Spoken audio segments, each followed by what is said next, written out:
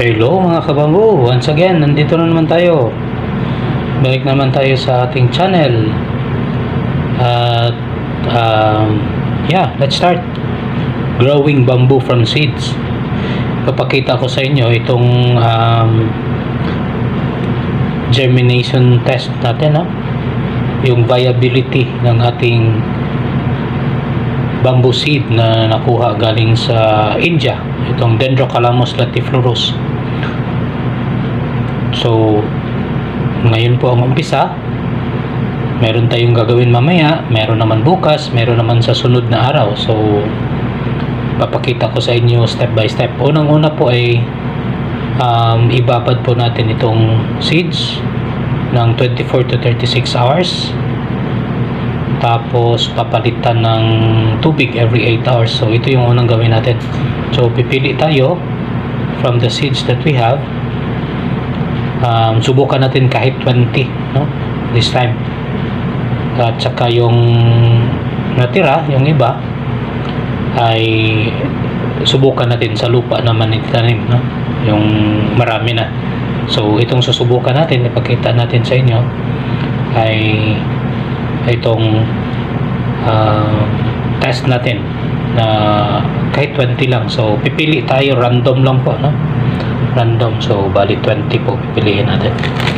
So nandito yung seeds natin, ito, tapos ito naman yung tubig, no? Dito natin ibabad. So pili tayo ng 1 2 3 4 5 6 7 8 9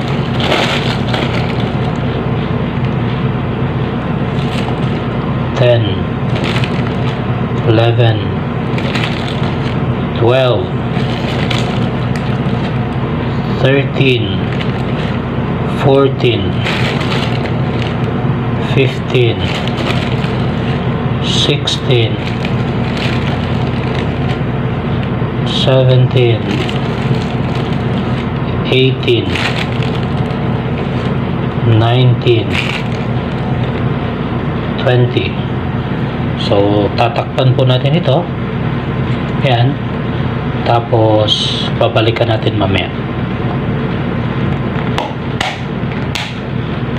Okay.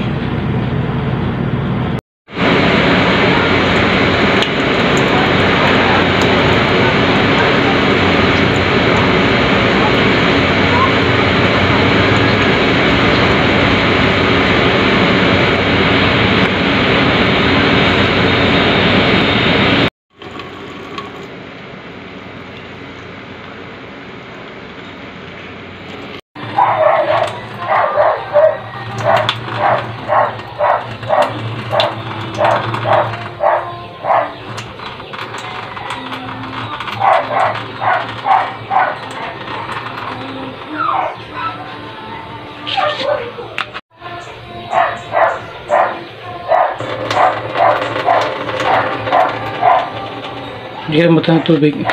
Ibalik.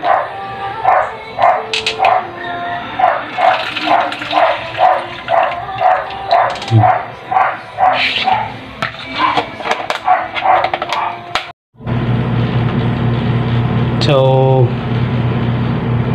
guys, tapos na po nating ibabad, no? 24 hours lang po yung pagbabad natin sa ating seeds. Ito.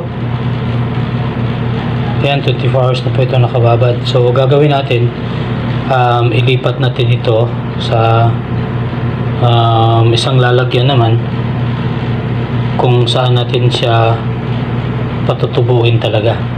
So ito yung mga gamit natin, ito lang.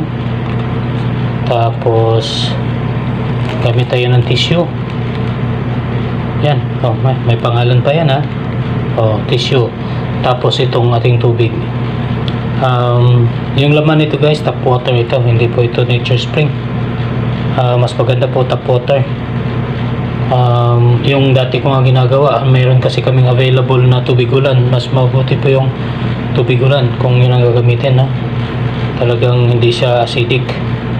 So gagawin natin, lagyan natin ng tissue itong gamit natin sa pagpapatubo. Ito, ganyan.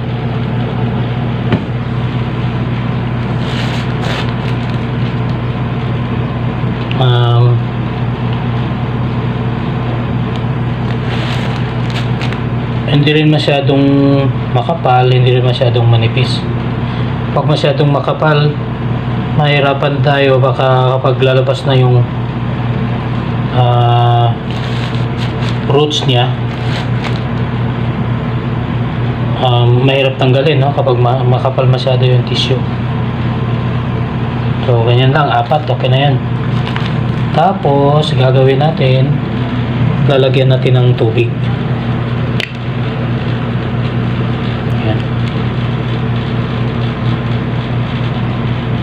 Walang kayong matakot pag buhos ng tubig, ganyan o kahit marami, okay lang yan.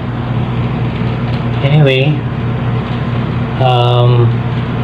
kapag sobra yung tubig niya,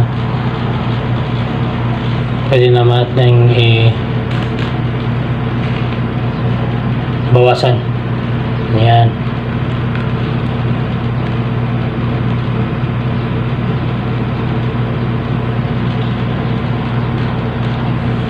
So ito na po, basang-basa na po siya.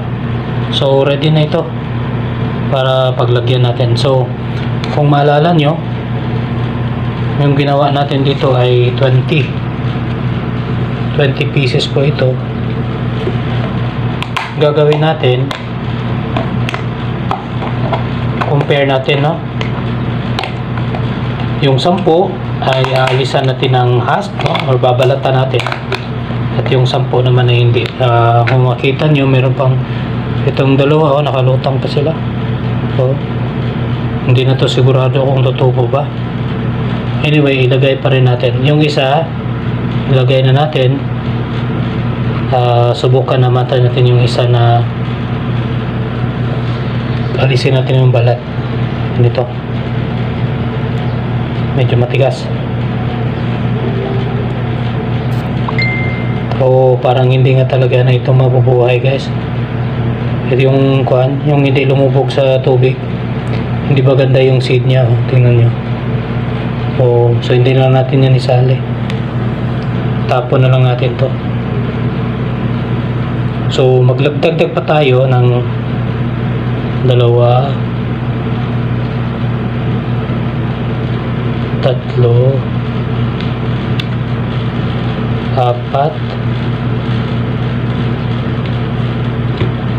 7, 8,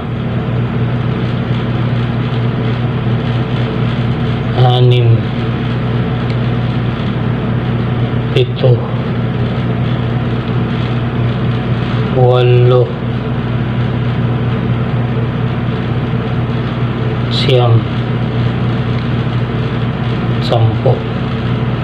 So yung natitira, ito yung kunan natin ng balat.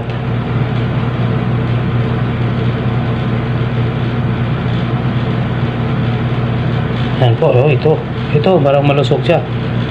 Yan.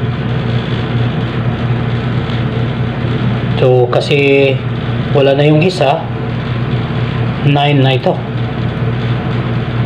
Ibig sabihin, hindi na 100% yung germination rate niya.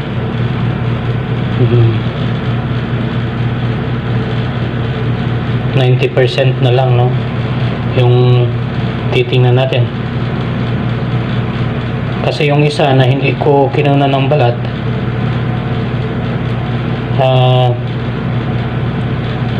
parang sigurado na rin yun, hindi na rin yung tutubo.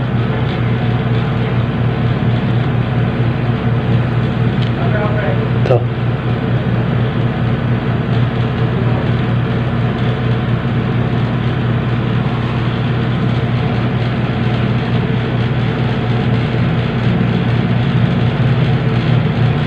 Tingnan natin kung alin yung mas mabilis na tumubo. Yung may balat o yung wala. Siyempre kung isipin natin, parang mas obvious na yung walang balat ang pinakamabilis.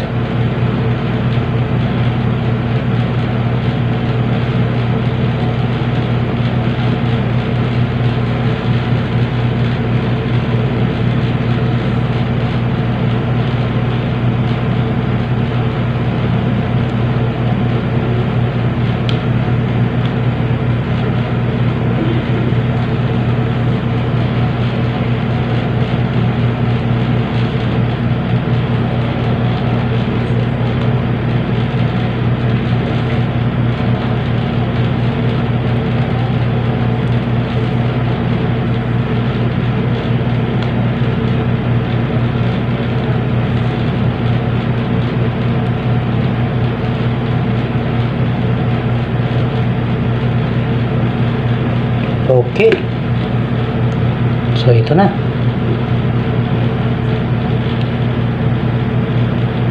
Rinse natin lang mabuti. So dito hayaan na lang natin. Mananatili naman itong basa ng ilang araw. Tapos takpan natin. Ganyan.